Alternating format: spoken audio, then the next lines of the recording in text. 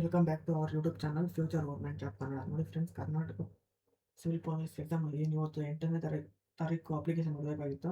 ಅದು ಮುಂದೂಡಿಕೆ ಆಗಿದೆ 10ನೇ ತಾರೀಕಿಗೆ. ಇದು ಅಫಿಷಿಯಲ್ ಆಗಿ ಕರ್ನಾಟಕ ಪ್ರಾಧಿಕಾರ KA ಅವರು ಪ್ರಕಟಣೆ ಮಾಡಿದ್ದಾರೆ. ಇದೀಗ ಬಂದ ಸುದ್ದಿ ಇದು.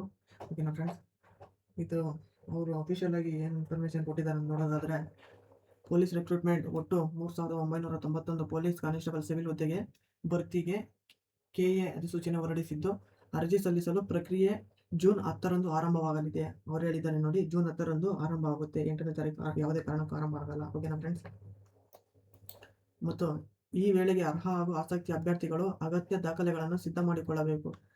ಏನೇನು ಡಾಕ್ಯುಮೆಂಟ್ಸ್ ಬೇಕೆಲ್ಲ ಸಿದ್ಧ ಮಾಡ್ಕೊಬೇಕು. ಮತ್ತು ಪರಿಶಿಷ್ಟ ಜಾತಿ ಅಭ್ಯರ್ಥಿಗಳು ಒಳ ಮೀಸಲಾತಿ ಪ್ರಕಾರ ತಮಗೆ ಅನ್ವಯವಾಗುವ SCA,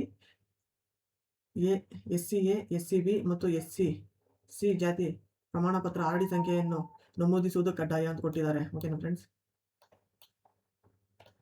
ಇದಲ್ಲದೆ ಗ್ರಾಮೀಣ ಕನ್ನಡ ಮಾಧ್ಯಮ ವ್ಯಾಸಂಗ ಇತ್ಯಾದಿ ಕ್ಲೇಮ್ ಮಾಡುವವರು ಅಗತ್ಯ ನಮೂನೆಗಳಲ್ಲಿ ಪ್ರಮಾಣ ಪತ್ರಗಳನ್ನು ಸಿದ್ಧಪಡಿಸ, ಅಂದರೆ ಕನ್ನಡ ಮಾಧ್ಯಮ ವ್ಯಾಸಂಗ ಪ್ರಮಾಣ ಪತ್ರ, ಗ್ರಾಮೀಣ ಮಾಧ್ಯಮ ಪ್ರಮಾಣ ಪತ್ರ ಅದನ್ನು ಮಾಡಿಸ್ಕೊಬೇಕಂತ ಹೇಳಿದ್ದಾರೆ.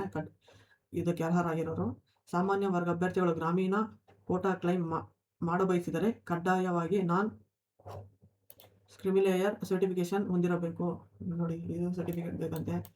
ಮತ್ತು ಇದಲ್ಲದೆ ಅರ್ಜಿ ಜೊತೆ ಅಪ್ಲೋಡ್ ಮಾಡುವ ಚಿತ್ರ ಮತ್ತು ಸಹಿ 50 KB ಒಳಗಿರಬೇಕಂತ ಹೇಳಿದ್ದಾರೆ.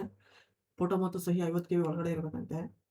ಒಟ್ಟು ಹುದ್ದೆಗಳಲ್ಲಿ 596 ಹುದ್ದೆಗಳು HK ಹಾಗೂ 3395 ಹುದ್ದೆಗಳು ನಾನ್ HK ಕೋಟಾದ ಭರ್ತಿ ಮಾಡಲಾಗಿದೆ. ಅರ್ಜಿ ಸಲ್ಲಿಸಲು ಜುಲೈ 3ನೇ ದಿನ ಕೊನೆ ಅಂತ ಕೊಟ್ಟಿದ್ದಾರೆ. 2ನೇ ತಾರೀಕು ಅಪ್ಲಿಕೇಶನ್ ಬಿಡಲ್ಲ, 10ನೇ ತಾರೀಕು ಅಂತ ಹೇಳಿದ್ದಾರೆ. ಓಕೆನಾ ಫ್ರೆಂಡ್ಸ್, ಈ ವಿಡಿಯೋ ನಿಮಗೆ ಇಷ್ಟ ಆಗಿದ್ದಾರೆ ಮತ್ತು ಈ ಥರ ಯೂಸ್ಫುಲ್ ಕಂಟೆಂಟ್ ಅನ್ನು ನಿಮಗೆ ಅತಿ ಬೇಗ ತಿಳಿಸಬೇಕಂದ್ರೆ ನಮ್ಮ ಯೂಟ್ಯೂಬ್ ಚಾನಲನ್ನು ಸಬ್ಸ್ಕ್ರೈಬ್ ಮಾಡಿಕೊಳ್ಳಿ ಮತ್ತು ಬೆಲ್ ಬಟನ್ ಅನ್ನು ಒತ್ತಿ. Thank you for watching.